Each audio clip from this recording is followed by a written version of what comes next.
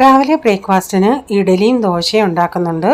അപ്പോൾ ഇന്നെന്ന് പറയുന്നത് എനിക്കിത്തിരി വയ്യാതിരിക്കുന്ന ദിവസമായിരുന്നു. അപ്പോൾ കഴിഞ്ഞ ദിവസം ഉണ്ടാക്കിയ സാമ്പാർ, അതായത് കഷ്ണങ്ങളൊന്നും ഇല്ലാതെ മത്തങ്ങയും പരിപ്പും മാത്രം ഇട്ട് ഒരു സാമ്പാർ, അതിവിടെ മൂത്ത മോന് ഇഡലിക്കും ദോശയ്ക്കൊക്കെ അങ്ങനെയുള്ള സാമ്പാർ ഭയങ്കര ഇഷ്ടമാണ്. ലാസ്റ്റിൽ നമ്മൾ ഇച്ചിരി ശർക്കരയൊക്കെ ഇട്ട് അങ്ങനെ ഉണ്ടാക്കുന്നത്. അതിനുശേഷം പിന്നെ രാവിലത്തെ ബ്രേക്ക്ഫാസ്റ്റ് എല്ലാം കഴിഞ്ഞിട്ട് തോരൻ വെക്കുന്നത് പയറരിഞ്ഞായിരുന്നു. അതിലേക്ക് സവാളയും തേങ്ങയും മഞ്ഞൾപ്പൊടി ഉപ്പും കറിവേപ്പിലെല്ലാം ഇട്ട് നന്നായി കൈ കൊണ്ട് ഇളക്കിയതിന് ശേഷം ചീനച്ചട്ടിയിൽ വെളിച്ചെണ്ണ ഒഴിച്ച് കടുകിട്ടിട്ട് അതിലേക്ക് ഇത് ഇട്ട് കൊടുത്തിട്ട് ഇടയ്ക്കിടയ്ക്കൊന്ന് ഇളക്കി കൊടുത്താൽ മതി. മീഡിയം ഫ്ലെയിമിലിട്ട് വേവിച്ചെടുക്കാം. അതിനുശേഷം പാത്രങ്ങളൊക്കെ കഴുകാനുണ്ടായിരുന്നു, അതെല്ലാം ഒന്ന് കഴുകിയെടുത്തിട്ടുണ്ട്. പിന്നെ ഇച്ചിരി മത്തി വാങ്ങിച്ചതുണ്ടായിരുന്നു, കുറച്ച് ദിവസമായി. അപ്പോൾ ഇന്നെന്നാൽ അത് കറി വെക്കാമെന്നും പറഞ്ഞാൽ വെട്ടിയത്. പിന്നെ ഞാൻ പറഞ്ഞാൽ എനിക്ക് ഇത്തിരി വയ്യാതിരിക്കുമായിരുന്നു. വെട്ടി വന്നപ്പോഴത്തേക്കിനങ്ങ് വയ്യാഴിയായി. പിന്നെ അതിൽ നിന്ന് കുറച്ചെടുത്ത് വറക്കാനായിട്ട് മസാല പുരട്ടി ഫ്രിഡ്ജിൽ വെച്ചിട്ട് കുറച്ച് കഴിഞ്ഞിട്ട് വൈകുന്നേരം ആയപ്പോഴത്തേക്കിനാണത് വറക്കാനെടുത്തത്. കാരണം ഉച്ചയ്ക്ക് അങ്ങനെ ആരും ചോറുണ്ടില്ല, ചപ്പാത്തിയാണ് കഴിച്ചത്. അപ്പം രാത്രി ചോറിൻ്റെ കൂടെ മീനെല്ലാം എടുത്തൊന്ന് വറക്കാമെന്ന് വെച്ചു.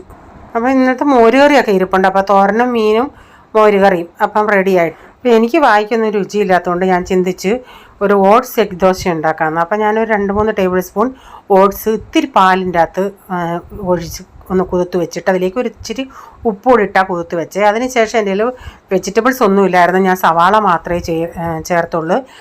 ഒരു ചെറിയ ഒരു അരമുറി സവാളയും ഇച്ചിരി കുരുമുളകും ഇച്ചിരി മുളക് പൊടിയും, എന്നിട്ട് അതിലേക്കൊരു മുട്ട പൊട്ടിച്ചൊഴിച്ചിട്ടുണ്ട്.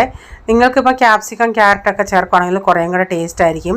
അതുപോലെ മുട്ടയുടെ അളവും വേണമെങ്കിൽ ഒന്നുകൂടെ ചേർക്കാം കേട്ടോ, അപ്പോൾ കുറേയും കൂടെ ടേസ്റ്റ് ആയിരിക്കും. സാധാരണ ഞാൻ ചെയ്യുന്നത് ഈ ബാറ്റർ മൊത്തത്തിൽ ഈ പാനിൻ്റെ അകത്ത് ഒഴിച്ചിട്ട് അത് വേറൊരു പ്ലേറ്റിലോട്ട് വെച്ച് തിരിച്ചിട്ടാണ് അങ്ങനെയായിരുന്നു ഉണ്ടാക്കിയത്. അപ്പോൾ ഇന്ന് ഞാൻ ചിന്തിച്ച് ഇങ്ങനെ ചെറുതുണ്ടാക്കാം. അന്നേരം ഇതാണ് എനിക്ക് എളുപ്പമായിട്ട് തോന്നിയത്. പെട്ടെന്ന് വെന്തും കിട്ടും അകമൊക്കെ കുറേശ്ശെ ആയതുകൊണ്ട്.